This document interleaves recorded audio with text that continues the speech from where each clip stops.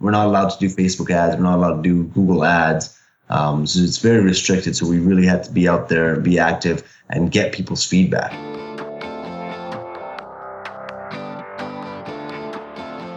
Hey, my name is Felix Tia, and I'm the host of Shopify Masters, a weekly podcast powered by Shopify, the easiest way to sell online, in person, and anywhere in between.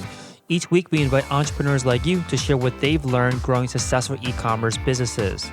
In this episode, you'll learn what to do when you cannot advertise your product on Facebook or Google, how to use Reddit and Facebook groups for influencer marketing, and how to approach your business when the industry transforms from a subculture to the mainstream. Today I'm joined by Saadiq Daya from VanGo Vapes. VanGo Vapes creates liquid for inhalable-flavor connoisseurs and was started in 2014 and based out of Vancouver. Welcome, Saadiq. Thank you, Felix. So what are inhalable-flavor connoisseurs? So we've kind of branched off from vaping. Vaping has a term, and it's been around for years and years. We technically create liquids for vapes, but the way our liquids are a bit different is we really put a lot of emphasis on flavoring. And personally, I believe that the flavor has a lot to do with the journey from cigarettes to e-cigarettes to nothing.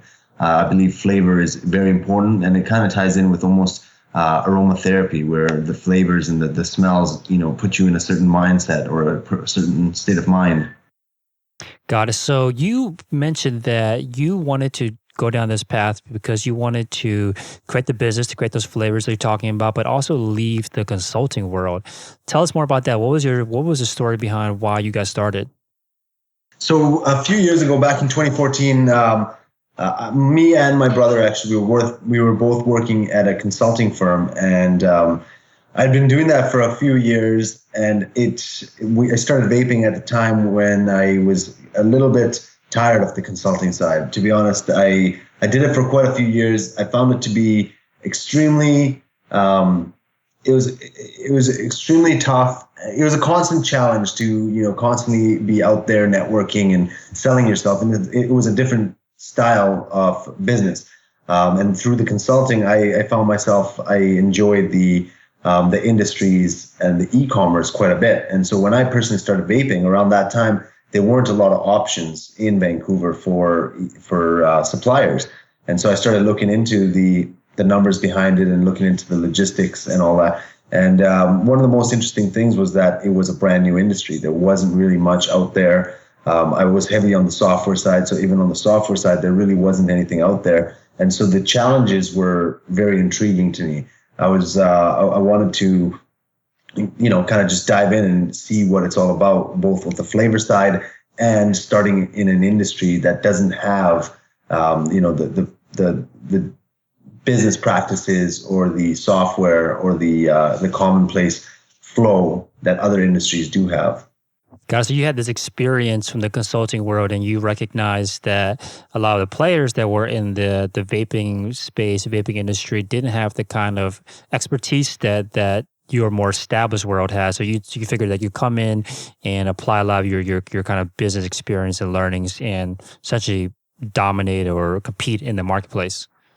Exactly. And another thing that we really brought to the table was the innovation aspect. So internally, one of the cores that we pride ourselves on is the fact that we have a fully custom ERP system that is for this industry state of the art. And so that's what has kept us going through the years, and it's given us the ability to have so many SKUs, but still produce, manufacture, and distribute them efficiently enough to that we're obviously turning a profit.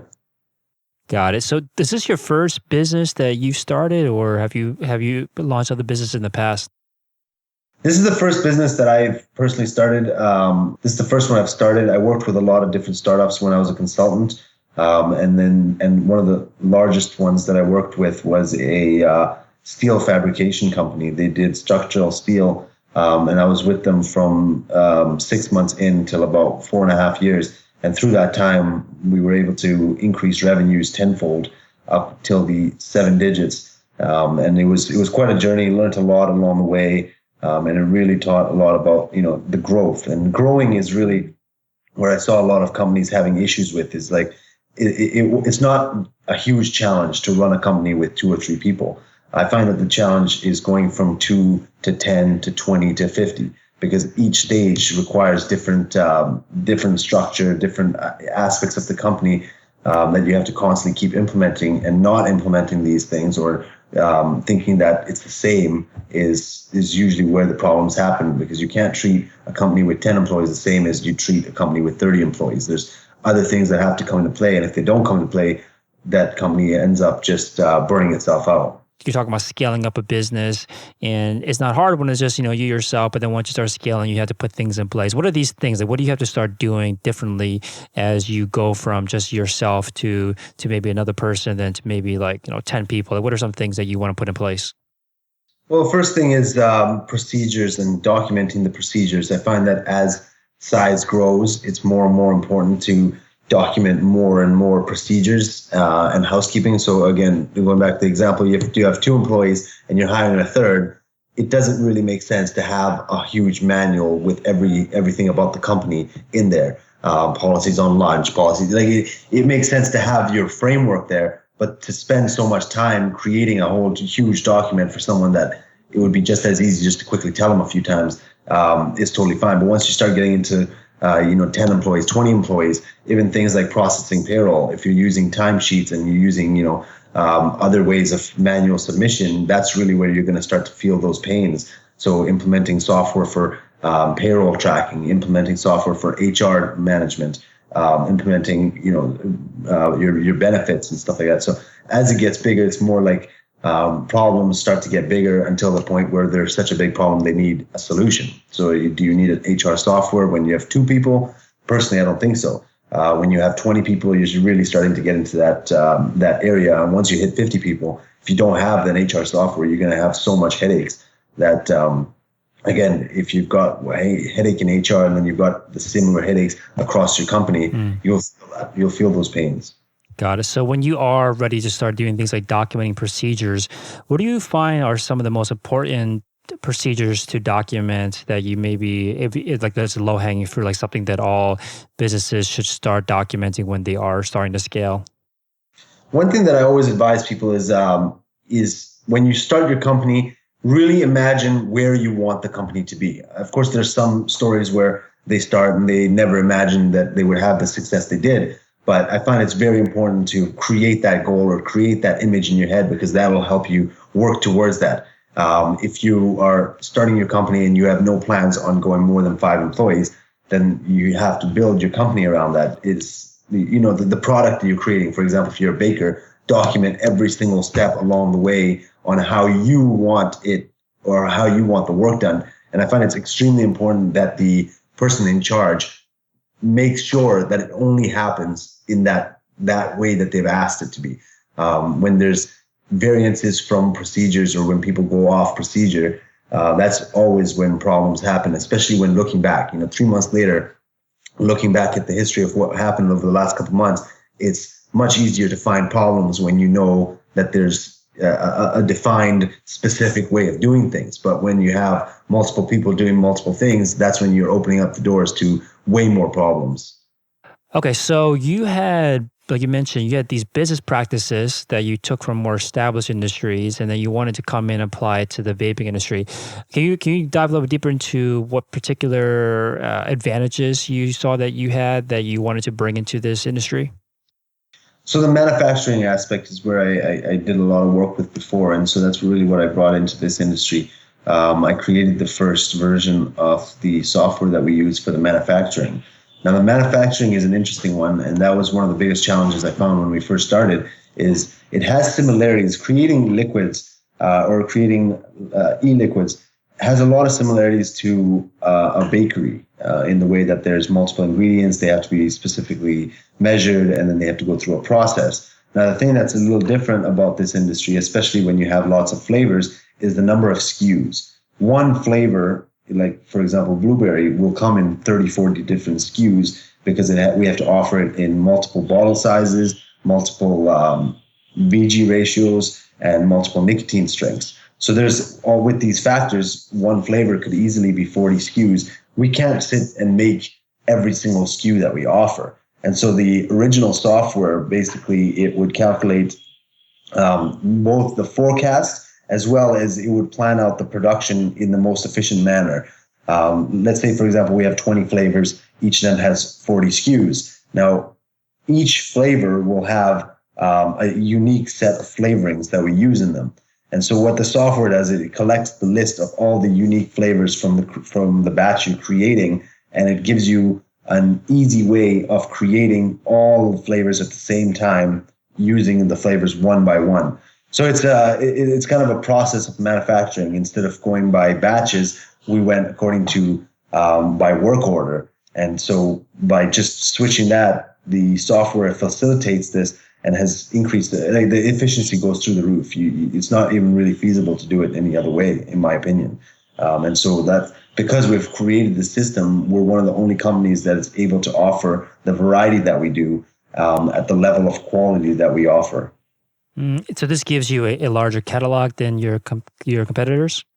Much larger catalog, and it gives us much more access to our capital. We're not tying up a huge amount of capital in inventory just to be able to offer all the SKUs. We have a good mix of on hand and made to order, but it's like the mix is taken care of by the computer, by the software. And so through that, it still guarantees or ensures that we're able to ship out everything within 24 to 48 hours.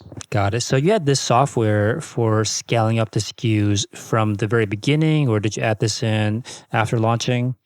So we started at the very beginning. That was the very first thing. I knew that was imperative on the company actually being able to progress, especially also on the R&D side. There's a lot of R&D that we do. It's a brand new industry. And so what we do is we take food flavors and we mix it with vegetable glycerin and turn it into a form that's vapable. Now that whole process takes a lot of R&D because of the different flavors you're working with. So playing with the flavors, playing with the combinations, all that stuff. And so being able to, with the software, we're not only able to manage the operations, but we're also able to facilitate the R&D. And so we're constantly working on new flavors. We're constantly putting out new flavors. And again, it's not a huge strain on the organization, where I feel like what we've found is that other companies have a huge struggle with the balance between R&D and production, that R&D is really kept back to the second, like to on the back burner as a secondary project. And when they do come up with projects, they're very restricted with how many flavors they can release. And so we've kind of established ourselves as the flavor company because we have a few very unique, very interesting mixes that come out twice a year. People have recognized that, and so as the flavor company, we've started to sell our actual concentrates, not the liquid, but the actual concentrated form of the flavors as well. So what you're describing so far is about efficiency, right? How do you make your business as efficient as possible for you guys to invest more in operations and R&D and scale up the business? But how do people find out about the business and all of your products and all your SKUs to begin with? So at the beginning, we were very restricted. This industry is very restricted on how we can advertise. And so the two main things that we focused on, there was a few online forums like Reddit that we became active in, just letting people know that, look, we're out here, we're creating flavors. We found quite a few active members within the forums. And so we sent out the liquids to them to get their feedback and their review. And so that kind of kicked it off. People were starting to hear about it, that there's this company that's creating flavors. They're focused on, connoisseur flavors, and they're also focused on kind of like the variety. A lot of other companies would focus on just, we have these 3 candies, or we have the strawberry and cream. We went the other way, where we wanted to go more off the spectrum. So we wanted to make sure that we have fruits, but at the same time, we made sure we had, tobacco flavors, and we had mint flavors, and we had the kind of like the world of flavors. And so through the forums, we started getting known. There were also quite a few Facebook groups for vaping. Each province has its own group, so we were fairly active in there, and that helped us both network and get the product out. And then through those two combinations, we started getting into retail locations. And so we would reach out to them, and a lot of times they'd already kind of heard of the name. Because of your activity in the community. Exactly. So that the activity in the community, the activity on the forums, and the Facebook groups, those were really the base, the backbone of the beginning. on getting out there. We're not allowed to do Facebook ads. We're not allowed to do Google ads. So it's very restricted. So we really had to be out there, be active, and get people's feedback. That was a huge part of it, is working with micro influencers on getting their feedback and helping us get the product out. So how are you approaching people? Let's say we'll start with Reddit. How are you approaching them to get that feedback early on? Like, were you just creating a post, or were you direct messaging people to see if they were interested? Like, how were you beginning down that path with Reddit? So for Reddit, we didn't do as much, but what we did is there were a few members that were identified as being, vape specialists or vape reviewers, and so we would reach out to those people. As well, we would keep an eye out for people who were very active. They were constantly posting about different liquids they had tried, different hardware they had tried, and so we would reach out to these people as well. So we'd look for either people that were publicly doing reviews, or people that seemed to go through quite a few liquids and who kind of knew what they're talking about. Got it. So you would approach them, and then how would you present yourself? Oh, we would just tell them, like, most of the times we would just reach out very straightforward and say, hey, we're a manufacturer in Vancouver. We're releasing a few liquids. We'd really like it if you are able to try our liquids and give us your thoughts. And 99% of the time, people would say, yeah, no problem. I mean, it's very rare people are going to say no or free. Mm-hmm. So we would, we'd reach out to them directly and message them. They'd try it, and then usually we wouldn't really have to ask for much more. As after they've tried it, they would usually give their feedback to the public. So in a way, we were taking a risk, because if they didn't like it, they would say that, look, these guys sent me some liquids. It was terrible. I didn't like it. But we rolled on. We stood behind our product, and we hoped that they would take it as well as we hoped them to. Got it. So they would post their review back onto those subreddits, and what was your interaction there? Like, were you guys jumping into the thread and responding back to comments? Like, what do you do usually after an influencer leaves a review publicly? It really depends. A lot of times we wouldn't really comment on it. We wanted everything to be as organic as possible, and so especially with the Facebook groups, commenting on it would bring it to the top of the group. And so sometimes people looked at it like too much. They try to keep the groups as organic as possible. They don't want it to be full of spam. And so we tend to keep our activity to being authentic. So if we have something to put in, if they put up a review and there's something for us to say, we will say it. But we don't just go in there just to say something for the sake of it. Got it. And then these Facebook groups, were you also approaching individuals, or are you just posting in the group itself for feedback? So at first we started posting in the group, and then we ran a few contests. Actually, the contests, we did quite a few at the beginning. So the way we would structure the contest is we'd first approach the admin, make sure that they're okay with it, make sure they're okay with us running the contest. And then we'd create a graphic, and it would be very simple. At the beginning, we did try a few more, like, we'd put up a picture and say, like our page, and comment on this post and tag 2 friends. And so we'd have all these requirements. But over the years, we've kind of scaled the requirements back. So like the recent contest we did in August, it was simply just comment on the picture. What we did is we put up a picture of 9 different bottles. There was 3 sets of 3. One was a minty pack, one was fruity, and one was decadent. And we told them, look, just comment which pack you'd like to win. And so they were just going on commenting that. And then at the end of the contest, we'll just pick however many people at random, contact them, send them a discount code for the website so that they can go on and claim their prize. And then they go onto the website and collect their prize. How long were you guys doing this for, this initial outreach through Reddit and the Facebook groups? So we actually have never stopped. That's one of our core marketing strategies is through the Facebook groups and these forums. We're not as active on Reddit anymore because I find that it really requires an authentic or organic. It requires authentic content, and it requires constant engagement. With the Facebook groups, it's a little bit more informal. And we've been working with them for many years now. A lot of them are the same admins. And so we've established fairly good relationship with them. So usually every, let's say, 2 to 4 months, we'll let them know that, hey, we want to do a contest. And then we'll run the contest similar to what we did before. But like I said, we've kind of become simpler with the contests, making it easier for people to join.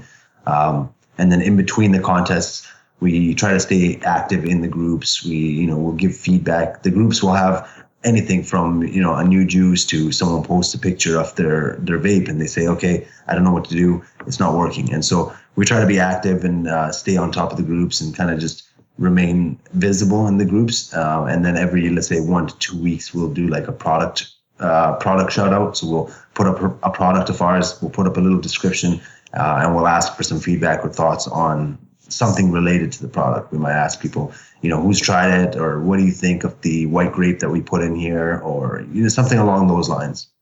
So you can sustain a business just focused on Facebook groups? To an extent. I mean, we like on the other side, our main business is wholesale. So we do trade shows and we do quite a lot of events, and we work fairly closely with the stores that we do. So I feel like our success has been a combination of our efficiency, our relationships with our customers, our commitment to the brand, and then the marketing strategies we've done through the blogs and through our Facebook groups. Right. I guess another way to ask this question is, if someone out there is looking for a marketing or sales channel for themselves, is Facebook groups a profitable kind of long-term plan if you were just to focus on just that channel? If you weren't looking to scale up and go down the avenue of wholesale and you just wanted to build a profitable business, can you just focus on Facebook groups based on your experience? Yeah, it's very possible. It would depend on the number of groups that are out there and the type of groups. One thing that was interesting about this industry is because there were not that many other avenues, and because it was such a new industry, people were attracted to these groups both for information and as almost like a news source of what new products are in their local market. What are people doing? What are they talking about? So to be honest, I don't know how well they do in other industries. And the one thing I have noticed, though, is that over the years, the groups have become less and less active. So they were a lot more active when it was subculture, when it wasn't a mainstream. Now that it's becoming more and more mainstream, I'm finding that the activity is going down less. Like it's getting less than what it was once upon a time. Right. Now, how large are these groups that you're working with? The average group is about 1,500 to 2,000 members. But I have seen a group there's one group in the UK that we work with. They have 25,000 members. Have you guys ever thought about, hey, let's just create a group of our own? Is that something that you would do? We've played with the idea before. We're planning on launching something called startvaping.com.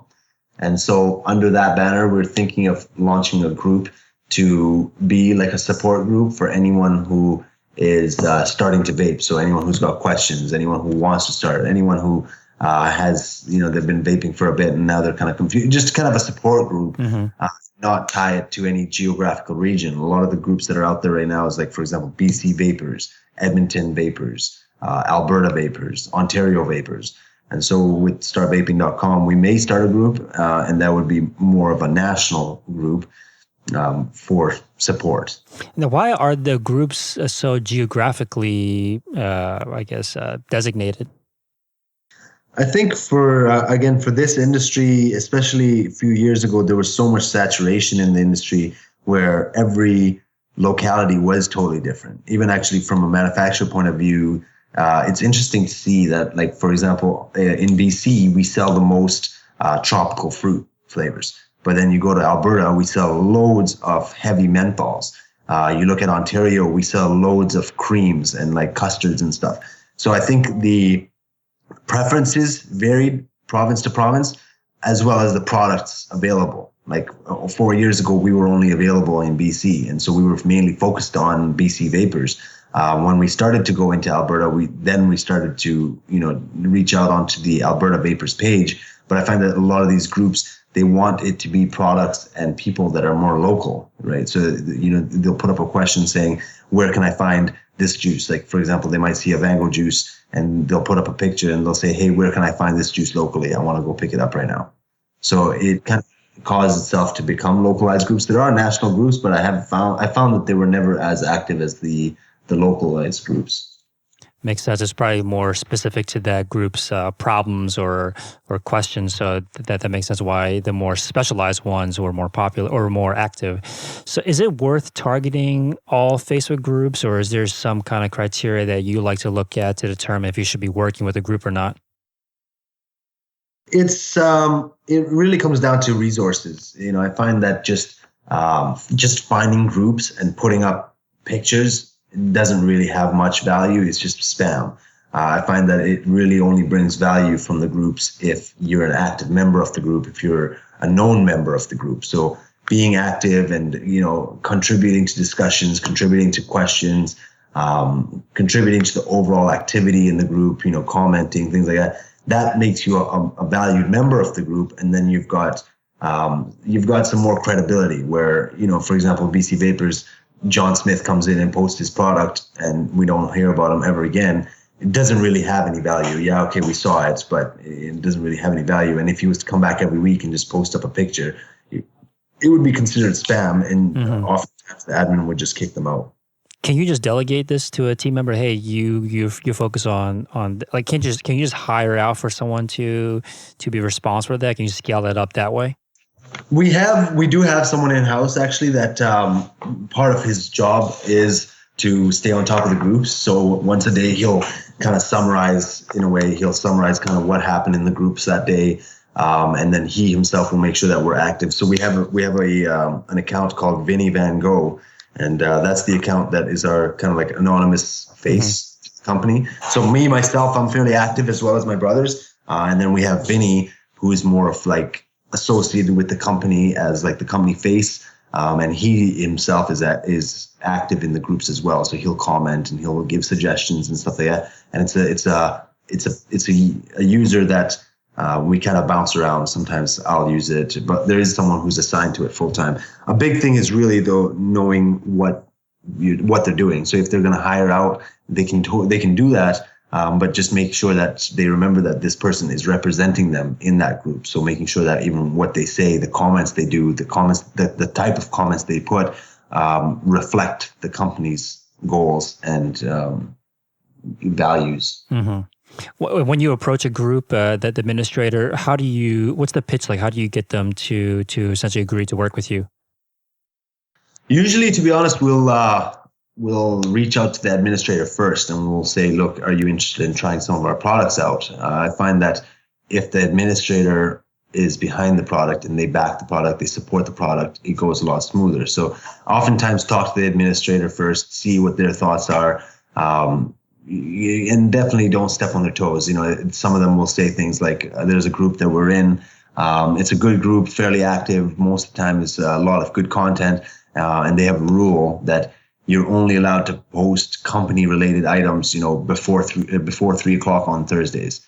Obviously make sure that you respect their boundaries and respect whatever they ask you. So to get into a group, anyone can join a group. If you want to work with the group, I would say talk to the admin first, try to get them on your side, make sure that they're happy with what you're trying to do, and then go from there. Yeah, I'd imagine that there's probably your competition or other people that are selling to the same customers that are also wanting to work with the administrator and promote their products in the group. How does that work with what you're trying to do?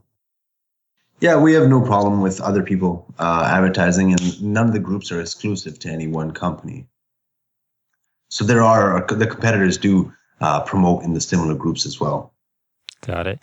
Now, this approach of focusing on Reddit and then mostly on Facebook groups to the point where you're able to get the backing of the community to eventually approach retailers and sell wholesale. Well, how long did this take? Like, what was the timeline between getting started with your first micro-influencers through these communities on Facebook and Reddit to the point where your product starts showing up in stores?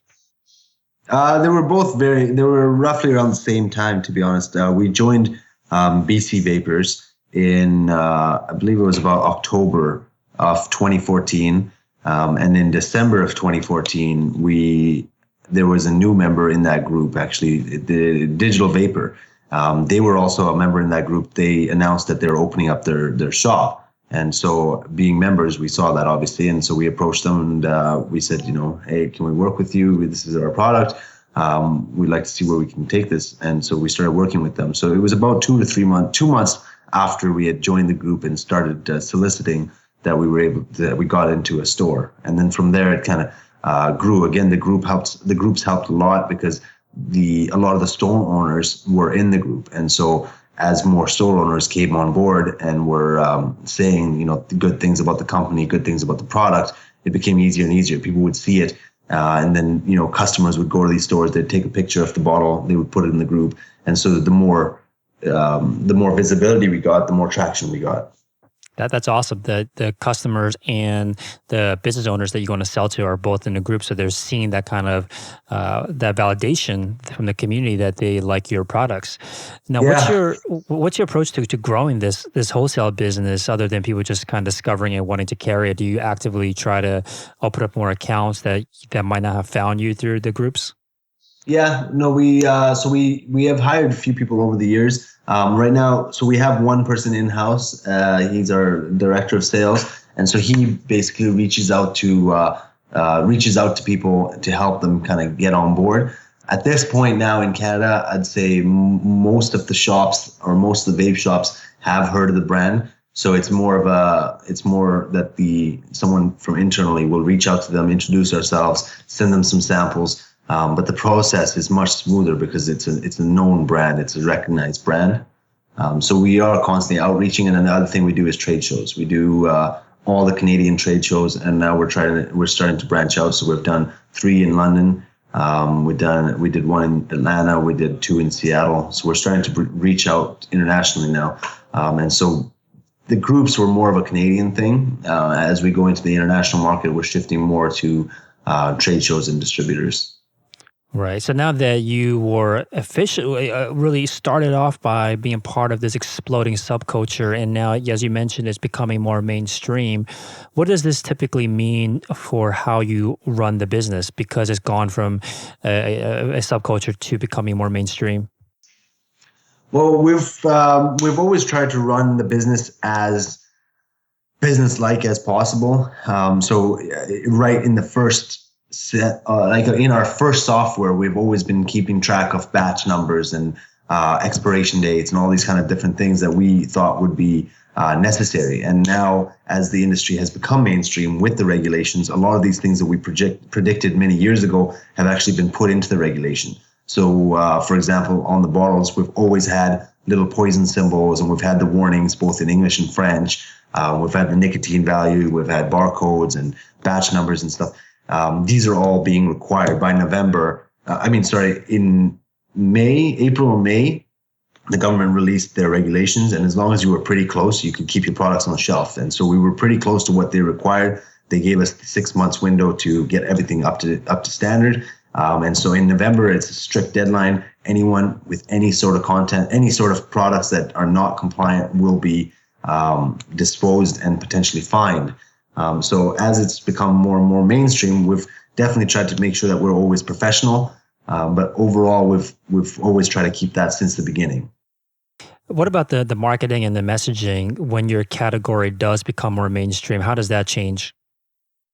I think it opens the doors to more avenues. As the market size has grown, it's 4 years ago it didn't make sense to do things like billboards, where now it's starting to get to the point where there's enough of a market out there where we can justify some of these more larger projects. So in December, we're launching startvaping.com. It's a website that's geared around helping people to start vaping. So information, FAQs, some myth busting, kind of just a basic resource. And so with startvaping.com, we want to do more of a mainstream approach with ads in billboards and stuff like that to just get the name of vaping off the ground. Especially right now, I think that there's one of the biggest problems, one of the biggest challenges this industry has is the misinformation. And so getting into the mainstream age, I think it's very important that the true information is being spread out there, especially for vaping. It's been tarnished so many times in the past. I think that the biggest problem is just the misinformation. Got it. Can you give us an idea of how successful the business has become? Like, how much has it grown to? Yeah. So in 2014, when we opened the lab, 2014, summer 2014 is when we officially started. We started getting the recipes, the R&D, the logo, all that stuff. 2015 is when we got the lab that we're at right now. And from there, we've grown to about 20 employees. We're in the 7 digits revenue, and we've got 4 websites. So we've got a UK website, US website, Canadian retail, Canadian wholesale. And then in the next few months, we're launching VanGoFlavors.com. That will be just selling the actual flavor concentrates, not the e-liquid. So this is for both manufacturers of nicotine liquid as well as CBD liquid. They're very interested in the flavoring aspect of it because we've been doing flavoring for inhalation for so many years. Now, why do you need different websites rather than just having it all concentrated on one website? For the regions?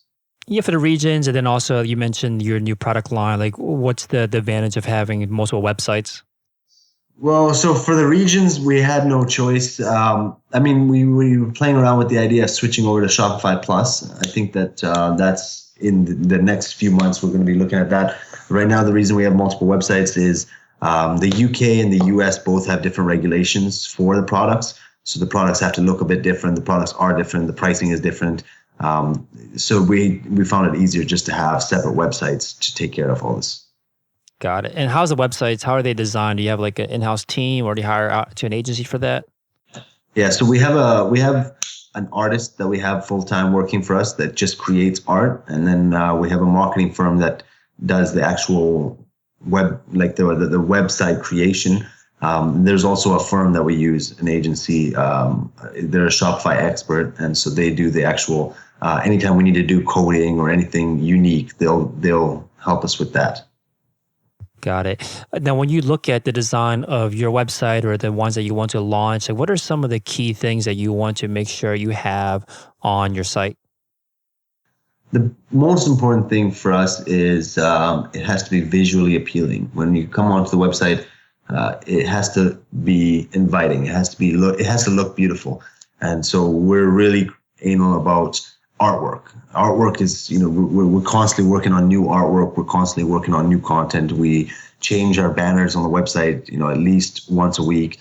We've got flavor of the week. And I feel like one of the most important things of a website, of course, it has to be fast, but it has to be very visually appealing. It has to be when you come in there, you feel like you're almost in a museum or an art gallery. You're like, wow, you'll take those few seconds just to take it all in. If you come to a page that looks garbage or it just looks ugly, it doesn't matter how fast it is. You just don't feel like staying in that website for long. So I feel like the visuals have a lot to do with it. Just nice colors, nice graphics, nice pictures. Images and pictures. Got it. And what about applications? Do you use any other Shopify apps or just tools to help run the business? Yeah, we do a lot. Actually, that's what kind of kept us. That's what brought us to Shopify and has kept us. We tried many different platforms before, and the plugins and the apps were just not that good. Shopify has a huge, awesome ecosystem of developers who are creating amazing apps. And so we use, for example, on the wholesale website, we have a pricing one. The pricing one is really awesome because we can just tag different customers with different tags. They all see their own pricing. Is that a supple pricing? Just want to make sure I get the app. Mm-hmm. That's supple. So we use supple quite a bit. Their wholesale pricing is amazing. It's the best one we've played with. They don't create a million different variants. We used a few of the bold apps for pricing and for sales. They have a few that we use actually. Even the upsell one. We have Liquid Lotto or Liquid Loot, I believe. It's a points program. That one does really well. We've got a couple sliders. We've got an Instagram plugin. Shogun is another one actually that we use quite a bit for creating the actual pages. It helps go around kind of like the overall restriction you have or the way that the product page looks like by default. With Shogun, you can create the page to look like whatever you want. Got it. Now, what are you focused on these days? Like you mentioned the Facebook group and the activity there. You guys, jump in every once in a while, but your main focus now is in wholesale. How do you usually spend your days, though? Myself personally? Yeah. For me personally, my day is split between running the company. So meetings, a lot of meetings, accounting, marketing, production, shipping, kind of just watching over everything, making sure that the operations are going well, and then whatever time I have left for R&D and reaching out and talking to our customers, making sure that everything's going smooth, that they're still happy.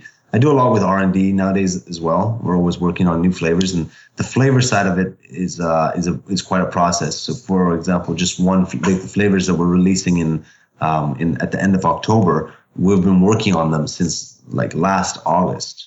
Wow, so it's not just like something that's easy to do. You got to spend a lot of time on R&D. Now, what do you want to see the business be this time next year? Hopefully, we'll be in 4 more countries. We're this year in November, we're doing our big official launch in the UK. So that's going to be huge. There's a massive trade show that's happening, and so we'll be doing a huge thing over there. And then as we go into 2019, we're going to be going to France, Germany, Spain. So we're starting to get into more of the European countries. So the goal by next year at this time would be to be in 4 to 5 more countries between, Spain, France, Germany, those kind of places. Beautiful. So VanGoVapes.com, again, is a website. Thank you so much for your time, Saadiq. Appreciate it. Thank you, Felix. Thanks for tuning in to another episode of Shopify Masters, the e-commerce podcast for ambitious entrepreneurs powered by Shopify. To get your exclusive 30-day extended trial, visit shopify.com/masters.